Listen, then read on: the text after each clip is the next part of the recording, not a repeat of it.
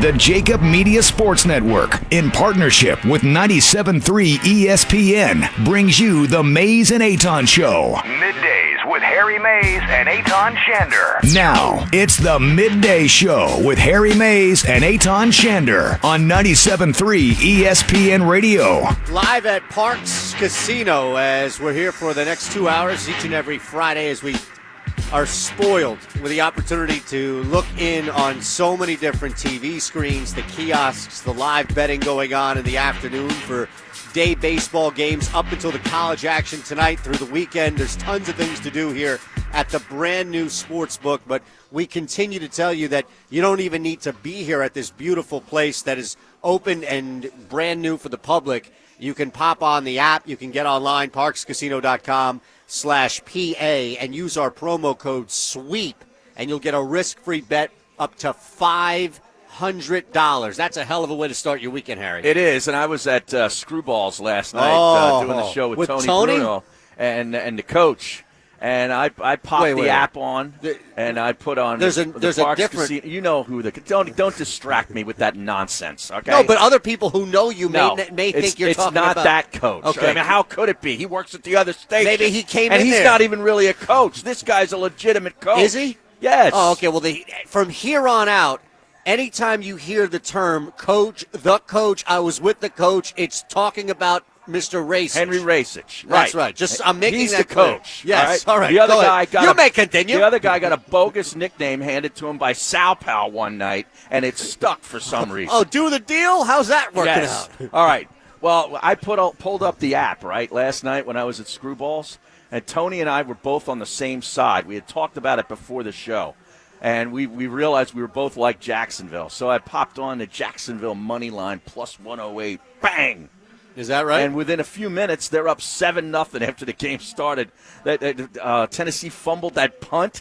It was amazing. It was great. And then 2-3 plays later, they're in the end zone. Gardner Minshew, who made a couple of big throws. He did. And as much as you jumped on that, now listen, I lost on the Titans, but two things hit: my DraftKings lineup and the college. I don't know how many people watch. I only took Tulane because you brought it up. Yeah, and I stayed away from it. And then I looked at a couple of the sharp reports.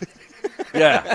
And I said, you know what, I'm going to jump on Tulane. But anyway, that aside. And that was a winner. You're right, and that you gave that earlier. But to your point about Jacksonville, we both were watching for different reasons, money on the game or fantasy.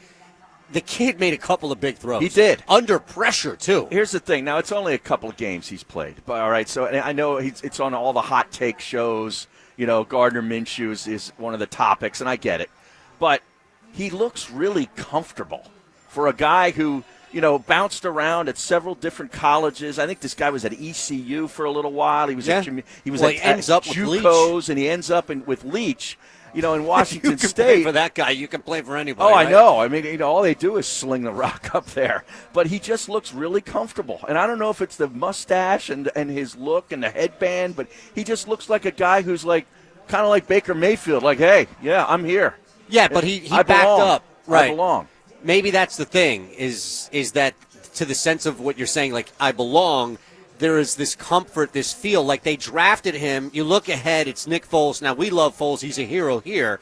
But you're not walking into a situation with either Pat Mahomes or Aaron Rodgers or something like that. So, for a while, you go out there and you think there's a possibility you could play. This isn't a guy who I think was supposed to be or thought maybe he'd be on ice for the entire season. Here's the thing. Like let's just say, Foles is eligible to come back, after week 11 or whatever. And, his collarbone's healed and he wants to come back and he's good to go. But the Jaguars are, 6-5, 7-4. What do you do? Oh, no. Is it Foles' job? I think right now it's Gardner Minshew's job to lose. I think right now, if Gardner... It's too early to tell. They're 1-2. Yeah, but he's only been out there to start one game. No, 2 games. 2 games, two right. Games. But I'm saying... they lost last week. They lost last week. I forgot that he started that last game. Right now, I think after you win and you beat your rival, at the very least, it's even. I think it's going to swing to his favor. If he goes out and wins next week, he'll have 10 days to build off that win. Isn't that crazy? Like, if that's even a discussion. Nick Foles has had one of the craziest careers. with all the different places that he's been and sort of the different things that have happened around him that are not under his control. Now good for him. He got paid at least. In Jacksonville. Correct. He got a nice contract, and he deserved it. But you're right. It would be could get kind of supplanted ironic, by right? this guy. Right. For a guy. Now, has this ever happened to him before where I know he got traded out by Chip, but did he ever have his job taken because he got hurt in St. Louis? I don't know what happened. I forget if he got hurt in St. Louis. He didn't have a good support system with the Rams. Wasn't that Jeff Fisher coaching the Rams then? Yes. Yeah, that was not set up for success, and he didn't have success there. But, it's just crazy, to think that, Foles finally goes and gets his big payday, and he gets a franchise. He's their franchise quarterback. He snaps his collarbone throwing a touchdown pass in the first game against Andy Reid's Kansas City Chiefs. Right. And then steps this guy with a porn stash who may end up, being the darling of one of the darlings of the league and take his job. He's going to take that endorsement at some point. If he cements it, I'm telling you, if he cements, if he doesn't, I want it. That's fine. Just grow a stash. How thick would the stash get before the Lima steps in? Well, the Lima doesn't want a mustache. She's already told me that because I've said I want to grow one. Like, I can grow one now. Yeah. What do you mean now? Well, you couldn't like 5 years ago? No, like I couldn't do the mustache. I was really the connector? like in the chin and the goatee area was always easy for me to grow. Yeah. And since I left this beard grow, this scruff, if you will, now I got it full on my cheeks all the way up to the sideburn, and my mustache has come in heavier. Like I could go Ricky Fowler in about 6-7 days. Is that right? Yeah. Okay. Yeah. I didn't realize but that. She doesn't want any part of it. I didn't realize it got to that level. Like I could grow a what's his name? Adam Hawk mustache. It would probably take me a month. A month? To grow that thing that he's got. Okay. Well, to be fair, he's been working on that since I've been working with him. Right. So, okay, you could probably get scruff before it turns into a problem at the dinner table. Yeah. Before it gets brought up. Right. This guy is going to leave it out there, and on top of that, at some point, as soon as he gets that starting job, he's going to take that endorsement deal. You think so? I have no doubt in my mind. Wow. I don't know what Tom Coughlin would think about that. His starting quarterback representing an online porn site. You got to adapt to the times, Jeez. my friend. All right, so beyond that, I was obviously upset about how things worked out from a gambling standpoint, and I tweeted at our old friend in South Jersey and Philadelphia, of course, Teron Davenport, because TD put out a really good article about just the game itself. Well, he's down in Nashville. Correct. He covers the Titans. So I responded to his tweet that posted on the article. He stinks, talking about Mariota. Yeah. And it ignited a big back and forth on Twitter. Oh, really? So a lot of people, now there's this huge back and forth, and I don't have set much the support. internet ablaze. No. Not by Were any you means. asking people if they like Carson Wentz's personality? I would never insult them. I mean, come on. I would never go as low like that by any means. It's just funny because 1 out of every 5 people is taking my side, and 4 of the 5 people are like, "You're an idiot. You're an idiot." Something along those ends. 610-632-0973 at Harry Mays to you on Twitter. What did I just give out? 609-403. Josh says you gave out the wrong number. 609-403-0973, right? Oh, did I say 610? Did you really? I didn't give out the full number, God. did I? No, I just gave out the wrong You number. merged 2 different numbers together. Yeah, you conflated the numbers. As long as I didn't give out the initial number, like the first number, in its entirety, that's fine. Now, Loke is all upset with us. He's the biggest Nick Foles lover on the planet. Okay, at Loke 2112. He says, "Unreal what you just said. Credibility shot." And then he says, saying that Foles would lose his job to a backup at 6-5 is the stupidest thing I've ever heard. I just said it's a possibility. That's all. What do they do? This guy's winning games. Listen, I'm really jealous of that guy. Why? Because if that's the stupidest thing he's ever heard, he hasn't really been listening all that closely. First off, that's true. Yeah. And that's another reason is we know he listens, so clearly he's heard dumber things come out of both of our mouths. But also think about that in life, where you could walk around in such a blissfully ignorant state to where you don't hear terrible things like that. Yeah. I'm jealous. I hear worse stuff all the time. I know. Gardner Minshew. I love this guy. You do? Yeah. Why? The Eagles' Matt Foley put out a tweet, right? And it's already getting some response. Like, should Carson Wentz Grow a make stash? his beard into a stash? No, because Would people like him more? he'd have to dye it a certain color. Like what You color? don't like the ginger, do you? No, it's not that. I think if you had it like Odell Beckham blonde, or not Odell Beckham, Antonio Brown blonde, or How about something that pitch would. black? That's fine. I could do that. Pitch black. Pitch black stash with the ginger hair. Yeah. Oh, my God. I think that would look pretty intimidating, Wow. right? That guy comes out and it's thick. It's Yeah. like the Adam Hawk thick mustache. Right. Unbelievable. All right, what's this tweet here? Who you got in a loser leaves town match? Mr. Minshew, who was in the stands last night. His dad, yeah, I who was saw that. jacked the hell up. I know. In the visor. Or Mr. Harper. And he put a picture of Bryce's dad cheering. Bryce's dad is stacked, too, man. He is stacked. I think Bryce's dad could handle himself. Well, Donnie Delco at Delco Donnie, Mr. Minshew, visor-wearing football dad who named his son Gardner, total bleeping psycho. Yeah. Seriously, where do you get that? Is that a family name? Like, I want to know more about this guy. Right. Gardner. Like, how do you get the name Gardner as a first name? Is that like a family name? Gardner Webb? That's the first thing Gardner I thought. Webb's a college. Right, named after an individual, in right? North Carolina, I believe think, you're right, yeah. Yeah. Now, I imagine. Gardner McKay. Who's that? It's a lyric. It's a person and a lyric in a Jimmy Buffett song. So it's probably somebody that was in entertainment in the 40s. I'm going to look it up. But I don't know any other famous Gardners either.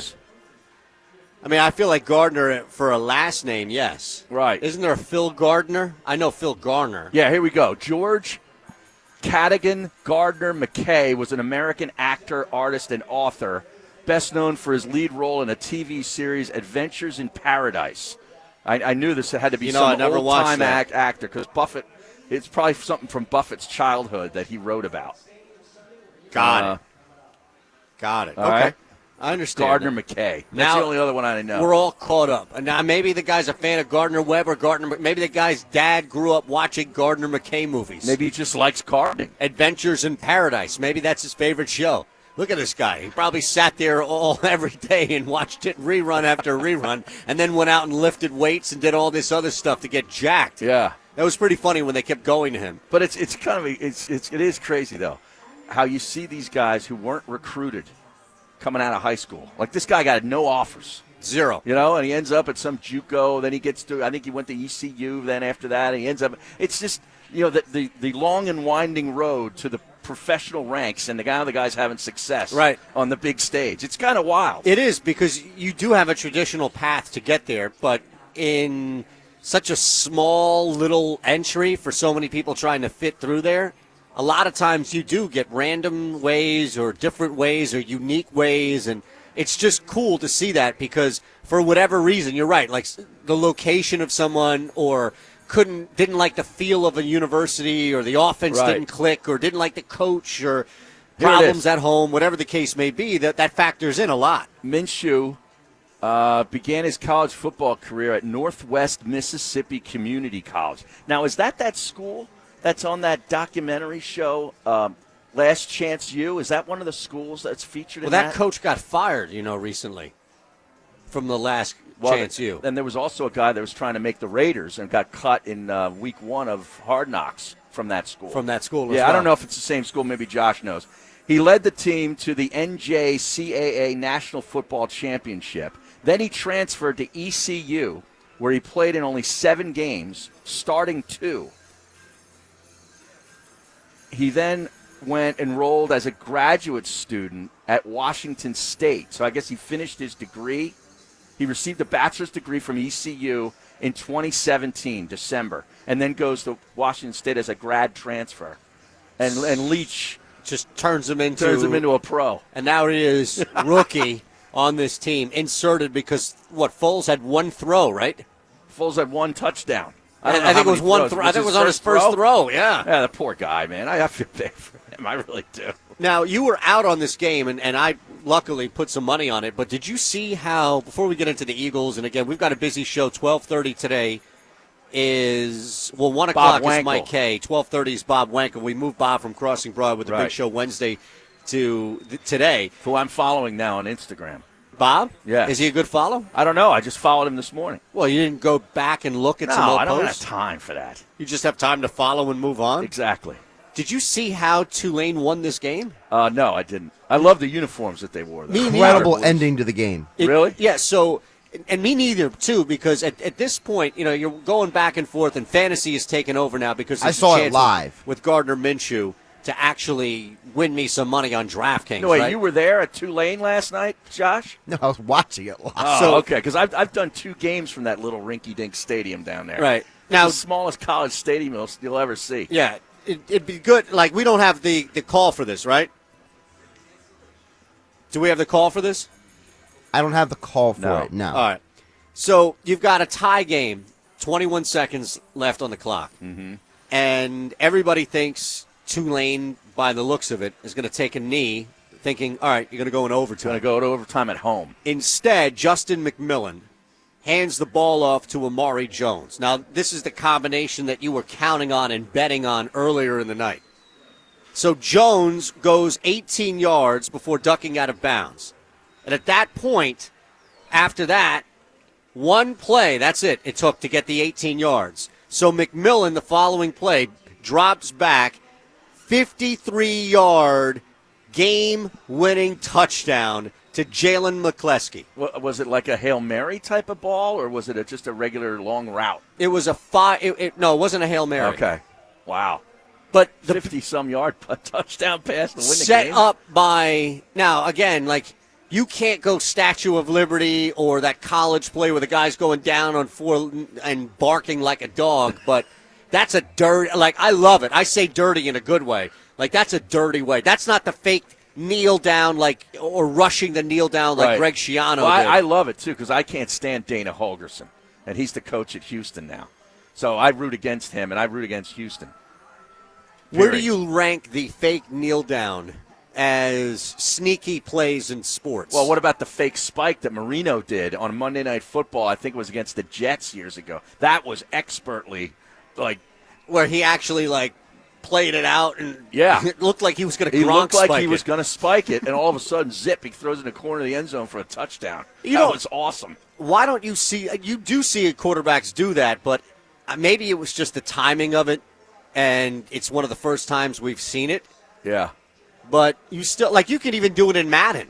You can do the fake spike in Madden. Or remember Tebow had sort of like the basketball pass? basketball pass over Yeah. from like the 2-yard line for a touchdown. Was that would you consider that like a trick play or a sneak play? It looks like a sneaky kind of play because you didn't think he was going to throw it, right? Yeah. Is this on the same level as the hidden ball trick? Who did that? Is that Baseball. Nebraska? That's baseball. Oh no, but Nebraska, dude, the Like the fumble Rooski. Rooski. Yeah.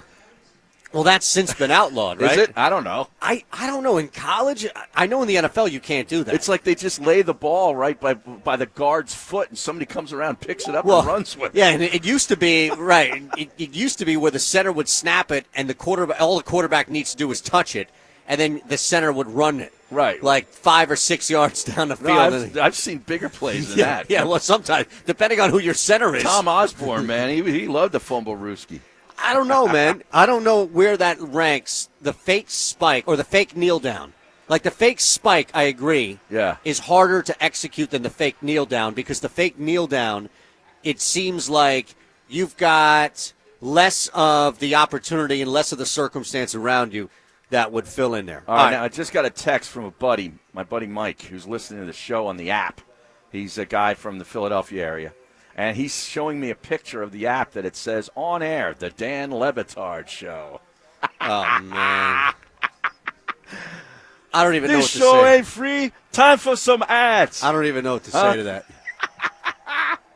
Now, I don't even know who to talk to about. Gil's already out of the building, Is so he? good All right. luck. Good luck. All right, we got Glenn and EHT on the line. All right, let's he wants talk to to Glenn. football. Hey, fellas. Yeah. What's up, Glenn? Nothing much. After watching that game last night, I've always had an issue with coaches that, for whatever reason, okay, let's just start with the premise of football in general. There's like 6 positions on the field that players really don't rotate. The 5 offensive linemen and the quarterback. They're supposed to be in there every offensive play that there is. Besides special teams, Those guys really don't rotate. They're supposed to be out there every play.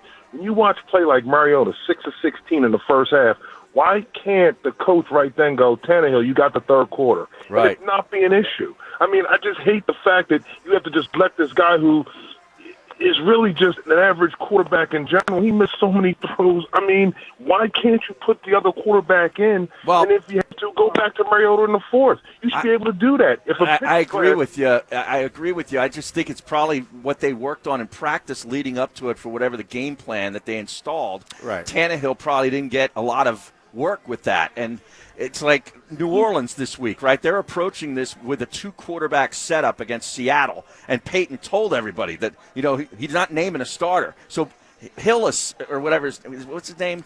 No, it's not. Is it No. Peyton Hill. Peyton Hill. Taysom something. Taysom Hill. He's going to get Right. He's going to get a lot of snaps. So they're working on both of those guys throughout the week. Right. Tennessee probably didn't do feel that. what- No, not at all. I feel what you're saying about the game plan, but Tannehill's got to know plays. This guy's not give. We haven't scored in the first half. You're 6 of 16. Stand here for a second. Tannehill knows football. He's not a rookie. No, I I mean, know. he's I gotta hear know you. Something.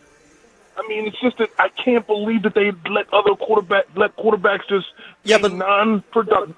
Glenn, look at it like a guy this. fumbles one time, they take him out of the game. But Right. you have to look at it like this. We just saw this example play out last week in Philadelphia, right? Or technically down in Atlanta, where if you don't have time and you're the quarterback and wide receiver, and even a week's worth of practice, you're going to have a lot of struggles and issues. Like, there's no guarantee whatsoever that there wouldn't be timing issues.